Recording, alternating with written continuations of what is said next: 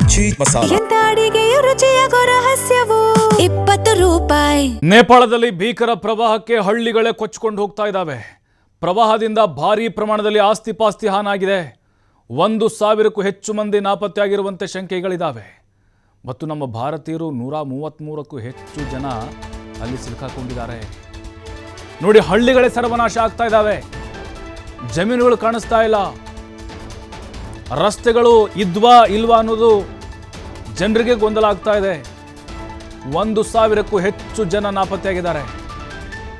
ಎಲ್ಲರೂ ಬದುಕಿರಬೇಕು ಅನ್ನೋದು ನಮ್ಮ ಪ್ರಾರ್ಥನೆ. ಆದರೆ ಸಾಧ್ಯತೆಗಳು ಬಹಳ ಕಡಿಮೆ.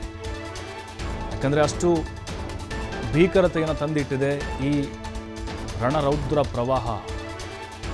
ಹಳ್ಳಿಗಳೇ ನಾಮಾವಶೇಷ ಆಗ್ತಿದೆ. ಸ್ಮಶಾನ ಮೌನ ರೀ. ನಿನ್ನೆ ಬೆಳಗ್ಗೆ 7 ಗಂಟೆ 8 ಗಂಟೆ ಇರೋ ಹಳ್ಳಿ ಈಗಿಲ್ಲ. ನಿನ್ನಿರುವಂಥ ಗೋಪುರ ಇಲ್ಲ. ನೋಡಿ, ಈ ದೃಶ್ಯ ನೋಡಿ ಹೆಂಗಿದೆ ಇದು. ಯಾವುದೋ ಕ್ರಷರು ಅಥವಾ ಅಲ್ಲಿ ಗಣಿಗಾರಿಕೆ ನಡೆಸ್ತಾ ಇಲ್ಲರಿ, ಅಂಥ ದೊಡ್ಡ ಮಟ್ಟದಲ್ಲಿ ಹೊಗೆ ಬರ್ತಿದೆ ಅಂತ ಎಲ್ಲರೂ ಅಂದ್ಕೊಂಡಿದ್ರು. ಅದಾದ ಮೇಲೆ ಈ ದೃಶ್ಯಗಳನ್ನು ನೋಡಿದ್ರೆ ಮಾಧ್ಯಮಗಳಲ್ಲಿ ಜನ ಭಯ ಬೀಳ್ತಾ ಇದ್ದಾರೆ. ಓ, ನಾವು ಭಾರತೀಯರ ಸೇಫಫ ಅಂಥೇಳಿ, ನಾವು ಆರಾಮಾಗಿದ್ದೀವಿ ಅಂಥೇಳಿ. ನೋಡಿ, ಎಂತಹ ಆ ಭೀಕರವಾದಂತಹ ಅಲೆಗಳು ಬರ್ತಾ ಇದೆ.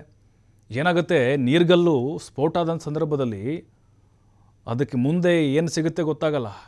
ಕಲ್ಲುಗಳು ಸಿಗಲಿ, ಬೆಟ್ಟ ಗುಡ್ಡಗಳು ಸಿಗಲಿ, ಎಲ್ಲವನ್ನ ಕೊಚ್ಚಿಕೊಂಡು ಹೋಗಿ ಅದು ಬಲಿ ತೆಗೆದುಕೊಳ್ಳುತ್ತೆ. ಇನ್ನು ಮನುಷ್ಯ ಜೀವ ಉಳಿಬೇಕಾದ್ರಲ್ಲಿ ತಡೆಯೋಕ್ಕಾಗತ್ತೇನ್ರಿ? ನೀರಿನ ಪ್ರವಾಹ ಬಂದರೆ ಹೆಂಗೋ ಅಲ್ಲಿ ಇಲ್ಲಿ ಏನೋ ಹಿಡ್ಕೊಂಡು ಜೀವ ಬದುಕಿಸ್ಕೋಬೋದು. ಆದರೆ ಈ ರೀತಿಯಾಗಿ ಹಠಾತ್ ಈ ನೀರ್ಗಲ್ಲು ಸ್ಫೋಟ ಆಗಿ ಪ್ರವಾಹ ಉಂಟಾಗಿದೆ ಅಲ್ವಾ ಕೋಶಿ ನದಿಯಲ್ಲಿ, ಇದರ ಒಂದು ತೀವ್ರತೆಗೆ ಯಾರೂ ಕೂಡ ಬದುಕಿರೋಕ್ಕೆ ಸಾಧ್ಯ ಇಲ್ಲ.